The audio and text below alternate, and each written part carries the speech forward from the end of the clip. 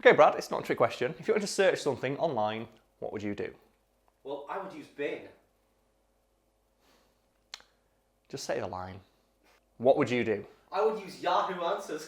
How about you fuck off the edge of my dick? If you were going to search something online, what would you do? I would ask Jeeves, Karl. How about you fuck off with that and you answer the question properly? No one's asked Jeeves anything in about 8 years. That you just go to his search engine, it's just 2 feet hanging.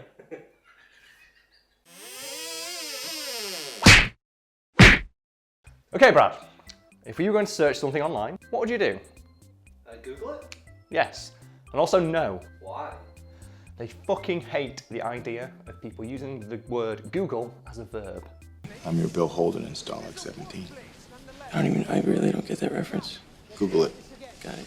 Google essentially hates what equates to free advertising. For anyone who's not sure what I'm talking about, the word Google can be used as a verb, and as the dictionary defines it, it basically means to search for something on the internet. Where did using Google as a verb actually come from in the first place? We're probably going to call bullshit on this, but the first recorded instance was a 2002 episode of Buffy the Vampire Slayer. Really? Yeah. Have you Googled her yet? Willow, she's 17. It's a search engine. Would I fucking lie, Brad? This is a factual show. I take my job very seriously. Have you seen the HD release of Buffy the Vampire Slayer? One of the things they actually did was they changed all the lighting, which makes sense to make it brighter, and they put a lot of scenes that were dark in the day to make them look like they're in the middle of the day. Can you think why that might be a problem in a show called Buffy the Vampire Slayer? Because all the vampires are out during the day. Yeah. But there is a screenshot of her in bed with that vampire angel, is it? And they changed the lighting to make it like it's early morning, but it just means there's a vampire about to explode into flames next to Buffy. Googling something is really common now. Yeah, pretty fucking common. Breastfeeding leads to a higher IQ. The science isn't quite definitive on that. Wrong. Sorry, what was that? I just Googled it, so you're wrong. That seems like a good thing to me. If everyone's associating searching with Google, that's what they want. Well, if you're an idiot, yes. There's a concept in... I feel what you mean saying. There's a concept in business known as a genericized trademark.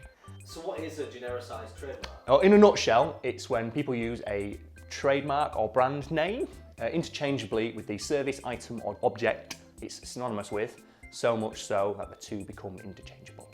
So why is this bad for them? Well, the second that it enters mainstream vocabulary, they obviously lose control over how it's used. So if you think it's stupid, why don't you just ask the people who make like cellophane, sellotape, aspirin. These are all brand names. They used to all be brand names until they became so genericized that they'd lost the trademark, which is just what happens. So you have to defend it aggressively. It's similar to copyright, where if you don't aggressively defend copyright, you lose it. So that's why companies like Disney have to really, really clamp down on copyright stuff. Because if they don't, it sets a precedent where people can push the envelope. Technically, biro is a trademark name. But when people say the word biro, just to mean any of those ballpoint pens, and there are letters and open editorials from newspapers and things like that where they use the word biro with lowercase just to mean any ballpoint pen. And they got a snotty, pissy letter saying, just to let you know, biro is a trademark term of our company. Please do not use it interchangeably with a generic ballpoint pen. But if you don't do it, you lose it. So you have to be that arsehole. You lose! Good day, sir! Isn't Hoover another example of it? Yes, that's something. For our American viewers who may not be familiar, there's a company called Hoover. We use the word Hoover to describe any kind of vacuum cleaner. And Hoover is a brand name, and it was really, really big in the 90s and 80s, I think it was. Still around now. It's still around now, but it's not as popular as it once was. And they lost the trademark for Hoover in specific relation to vacuum cleaners, specifically because it became so ubiquitous. Yeah, but Hoover is nowhere near as big as Google. Google is way too big for that to happen today. I bet a lot of companies also thought that. Probably people made like dry ice and sellotape and kerosene. They probably thought the same thing as well. Like the problem is, like the second you stop defending it, it can fall out of your hands, and then once that's done, you can never get it back. So they have to aggressively defend it, and usually by sending people awkward, like pissy letters. So they've actually tried to sue people then? Never sue people, because I think Google's motto is don't be evil, even though they are kind of evil.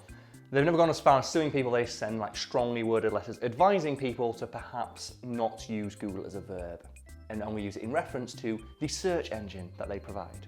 What do they actually say in these letters? Well, there was one in 2006 that was sent to a couple of bloggers and a few websites that had used it interchangeably, and they basically said, don't use the term to Google? Why not say, I use the Google search engine to search something online, stopping just short of putting like that fucking little tiny trademark thing in it. Yeah, but no one in the history of the world will ever speak like that. Exactly. Let's say you met a cute guy at a party. Maybe his name's Karl. Google's advice, if you wanted to write a letter or an email to a friend telling them that you searched for the guy on Google, is to say, I ran a Google search on that guy from the party. Not, as they say, I Googled that hottie. Did they say the word hottie? Yes, that is the exact phrasing they use. So don't say that. No one's ever said that. I don't know why they're worried about people saying, no one talks like that. What is it with companies and not knowing how human beings talk to each other? Something similar happened with Photoshop. Photoshop hate that people use the word Photoshop just to mean the generic catch-all term for image manipulation. Think a website I used to write for, Cracked. They had to change the name of their Photoshop competition to the Photoplasty competition just because they were getting RC letters and emails saying, oh no, Photoshop is its own distinct service and brand. They get really pissy about all the ways people use the word Photoshop wrong, advising people the correct way to use their product's name in a sentence. So instead of I Photoshopped the image, it would be I used Adobe Photoshop CS5 to edit the image's brightness or something like that. And no fucker in the history of the entire universe has ever spelled that because no one's that fucking lame. Isn't that fucking stupid? Let's piss off two companies at once. I Googled how to Photoshop that image. Oh no, people know what I mean. I'm not gonna do it on Bing. Poor Bing. It tries so hard. So I want to let people know about perhaps one of my favourite scenes in TV history. One of my favourite things is really awkward, shitty product placement. And a couple of years ago, in the show Hawaii Five-0, where they look at a piece of modern art, I forget who it's by, it's that one, the crazy guy who makes it look like it's a glitch in real life. And the two main characters, I don't know who they are looking at this, and the person says the name of the author or the artist. This is a Clifton Bowles original. Oh, you don't believe me? Bing it. Well, why don't you Bing it? Oh, okay, like it's a completely normal sentence to say in real life. That hurts. It does. Yet Google, at least you're not that desperate, so come on. No, is this like, comment, subscribe, yeah? Yeah. Okay, like, comment, subscribe. I mentioned the bell as well. What's the bell? The little subscription bell. YouTube changed the way that things work. You now have to press a bell as well. So people have to press a bell. Yeah. In addition to liking, comment. That's 4 things, man. That's a lot of things for people to do. I don't know, pick 2. Comment and like. No. Comment and subscribe. No. Unlike, delete a comment, unsubscribe from another channel. Henry Hoovers are the fucking shit. I don't care. Like Dyson, sorry, go suck a duck. Henry Hoover is where it's fucking at. Henry is fucking amazing. My granny had a Henry, and now my mum's got a Henry, and that still works. That thing's 20 fucking years old. You have to put bags in them. They've got like 1800 watts. When I was in university first year, I had a friend. I'm gonna call him Adam because that was his name.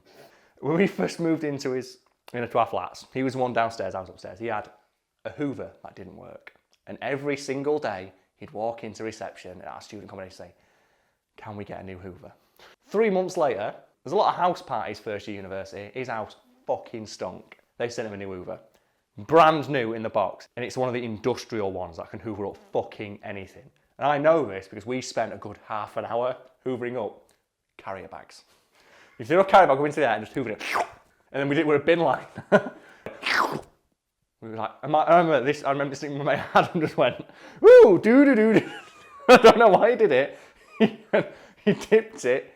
He got the Hoover while it was on and just put it into a pint glass full of water. And he just sucked up all the water. He just went, do-do-do-do, no! And immediately the Hoover just started smoking.